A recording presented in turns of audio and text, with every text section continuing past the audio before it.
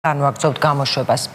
რა შეიცვალა კომპაქტურად ჩასახლებული დევნილებისთვის დავით დარახველიძის მინისტრობის პერიოდში, პრინციპში არც არაფერი. ჩვენი გადამღები ჯგუფი ფოცხოეწერში იმყოფებოდა, სადაც დევნილები 2010 წელს იზოლებით ჩაასახლეს. ამ ხალხს დღესაც გაუსაძლის პირობებში უწევს ცხოვრება. არაა მოგვარებული სასმელი წყლის პრობლემა და ინფრასტრუქტურა და კიდევ ბევრი რამ.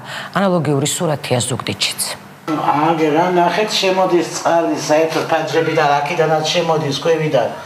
აქ ჩასული წყალი აქედან ბანჯრებიდან ყველაფერი გაფუჭებულია, რა ვიცი. ჩარკავების მსგავსად წვიმის წყალი თითქმის ყველა საცხოვრებელ ბინაში შედის. დევნილებისთვის, რომლებიც ფოცხოეწერში თავის დროზე იძულებით ჩაასახლეს, ხელისუფლების ცვლილების შემდეგაც ვერ მოგვარდა წყლის, კანალიზაციის, გათბობის, მუნიციპალური ტრანსპორტის და მეტპუნქტის პრობლემა. თუმცა ენგურჰესის კაშხალთან რთულ კლიმატურ პირობებში ჩასახლებულებისთვის ყველაზე დიდი პრობლემა უმუშევრობაა. გაუსაძლისი პირობების გამო დასახლება 200-მდე დევნილმა ოჯახმა დატოვა.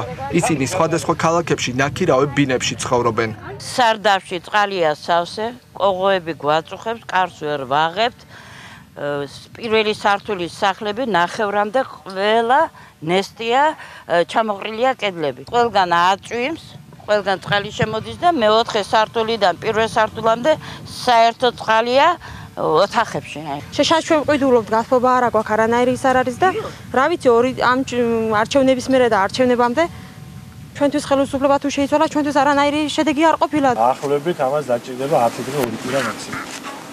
ვარვის გამოასწორებინეთ, ერთ თვიმის მაქსიმუმ ერთ თვიმის. დარახველიძემ ყარიბაშვილის შენიშვნის გამოსწორებას ერთის ნაცვლად 2 თვე მოანდომა. ეს კადრები ზუგდიდში 2 აპრილსაა გადაღებული. პრემიერი დევნილთა საცხოვრებელი სახლების სარემონტო სამუშაოებით უკმაყოფილოა. ახლად გარემონტებულ საცხოვრებელში 75 დევნილი ოჯახია ჩასახლებული.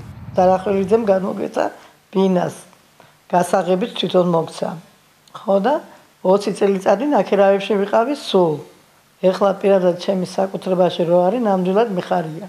ახლად გარემონტებული საცხოვრებლიდან 20 მეტრში აფხაზეთიდან დევნილი 35 ოჯახი გაუსაძლის პირობებში ცხოვრობს. შენობას აწვიმს, არ აქვს კანალიზაცია. წყალი პირდაპირ სარდაფში ჩადის და იქვე თხრილში გუბდება. აქ ქვეწარმავლებს ოთახებშიც პოულობენ.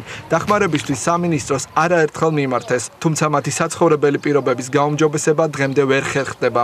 აქ იყო გვერდი დარახველიძე, მაგრამ ჩვენ მთხოვე ჩვენი გაჭირვება რამბავია, რა გვიჭირდა, მაგრამ არ მოვიდა 20-ია, 50 მეტრო აქ დასწორება.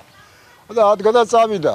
პირველ სართულზე ვცხოვრობ, წყალი ქვევით არის, გველებია, უკვე გვეშინია ბავშვებისთვის, რომ უკმინოს და ანტისანიტარია ძალიან ცუდი. დახმარება ვთხოვეთ სამინისტროს და არავინ არ გვაქცევს ყურადღებას. მონიკა ესართიას დაბალი სოციალური ქულების არსებობის შემთხვევაში საცხოვრებელ ფართს დევნილების ახალ საცხოვრებელ უბანში გადასცემენ, რომლის მშენებლობაც ზუგდიდში დავით დარახველიძის მინისტრობის დროს დაიწყო. მშენებელი კომპანია ობიექტს წლის ბოლოს დავით დარახველიძის ნაცვლად სოზარ სუბარს ჩააბარებს.